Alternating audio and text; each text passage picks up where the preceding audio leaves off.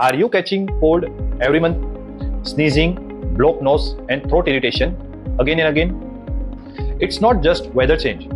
If you fall sick frequently, then your body might be signaling of low immunity. So commonest reason might be vitamin D deficiency, vitamin B12 deficiency, poor gut health, lack of sleep. Another most important cause for low immunity, that is excess of stress. Yes friends, excess of stress causes low immunity. Instead of suppressing symptoms, find out the root cause. And if your colds keep coming back, then it's time to check your immunity. So listen to your body before it forces you to.